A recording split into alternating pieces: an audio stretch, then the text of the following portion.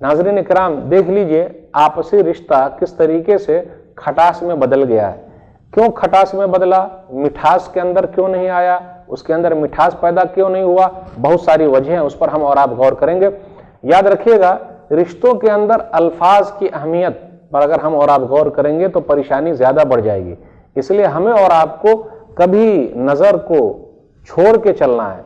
कोई चीज सुने कान बंद करके चलना है, कोई चीज देखे उसको देखना नहीं, अनदेखी कर देना है, तो रिश्ते बने रहेंगे। इसलिए हम और आप क्या करें, तहकीक कर ले।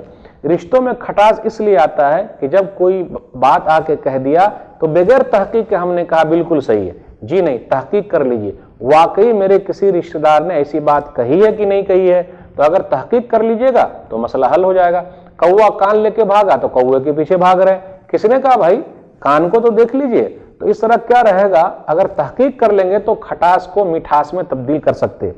फिर इसी तरीके से जब कोई बात आ गई फौरन फोन कर लीजिए, क्या भाई आपने ऐसा कहा है, मैं आपसे मिलना चाहता हूं, आपके साथ चाय पीना चाहता हूं, मसले को हल कर लीजिए। खटास जो है मिठास में तब्दील हो जाएगा।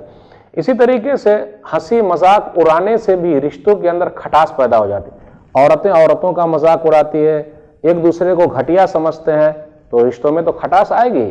भाई अमीरी और गरीबी लगी रहती है, हर आदमी मालदार नहीं हो सकता और हर आदमी गरीब भी नहीं हो सकता।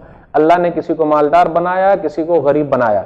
अब मजाक नहीं उड़ाने का, पैसा है आपके पास तो क्या दूसरे लोगों को घटिया समझेंगे, उसका मजाक उड़ाएंगे? जी नहीं। इसके अंदर इसकी वजह से भी रिश्ते के अंदर खटास है, तो कुरान के अंदर मना किया गया है। सूरह हुजरात सूरह नंबर 49 आयत नंबर 11, 12, 13 पढ़ते जाइए। उसके अंदर क्या कहा गया, या अय्युहल्लज़ीना आमनू ला यस्खर कौमुम मिन कौमिन असा अन यकूनु खैरम मिनहुम वला निसाउम मिन निसाइन असा अन यकुन्न खैरम मिनहुन। फिर इसी तरीके से रिश्तों के अंदर खटास इसलिए पैदा होती है कि हम टोह में लगे रहते हैं किसी के। भाई लगे रहने की जरूरत क्या है, अपनी अपनी देखो ना भाई। हम और आप क्या है, अपनी परेशानी से परेशान नहीं है, दूसरों की आसानी से परेशान है। टोह में लगे रहते, कोई चीज मिली दूसरों को बयान करते हैं। इसकी वजह से भी रिश्ते के अंदर खटास पैदा हो जाती है। तो क्या कीजिए, अलग थलग रहिए। फिर आगे कहा रिश्तों के अंदर जो खटास वाली चीज है, या अय्युहल्लज़ीना आमनू इज्तनिबू कसीरम मिनज़्ज़न्न इन्न बअज़-ज़न्नि इत्म वला तजस्ससू। फिर इसी तरीके से यह है बदगुमानी, उसकी वजह से भी रिश्ते के अंदर खटास पैदा हो जाता है। अच्छा मैंने सलाम किया, जवाब नहीं दिया, किसी ने कुछ बोला होगा, ये गड़बड़ी पैदा हो गई। फिर इसी तरह टोह में लगे रहना और बुरा भला कहना, अरे तेरा बाप ऐसा था, तेरी माँ ऐसी थी, क्या बात करोगे। तो इसकी वजह से भी आपस में रिश्ते जो है वो खत्म हो जाते, नफरत में तब्दील हो जाते।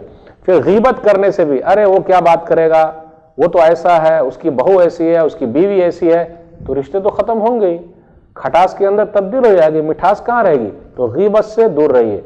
फिर इसी तरह कुछ लोग होते लगाते बझाते चुगलखोर लोग, इसलिए क्या कहने का कि इलाही आबरू रखना बड़ा नाजुक जमाना है, दिलों में बुग़्ज़ रखते हैं बज़ाहिर दोस्ताना है। तो क्या होता है, जाके फंसाते रहते हैं। तो ऐसा अगर हम और आप करेंगे कि ऐसे लोगों को पहचान लेंगे तो रिश्ता बचा रहेगा।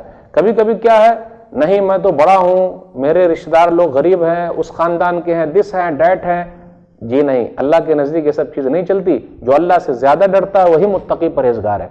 इसलिए कोई भी मसला हो बैठ के हल कर लीजिए, बात कर लीजिए।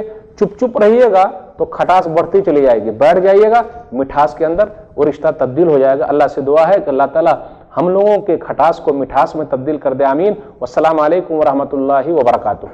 सब्सक्राइब कीजिए हमारे चैनल और दबाइए बेल का आइकन ताकि आपको रेगुलर नोटिफिकेशन अपडेट्स मिल सके।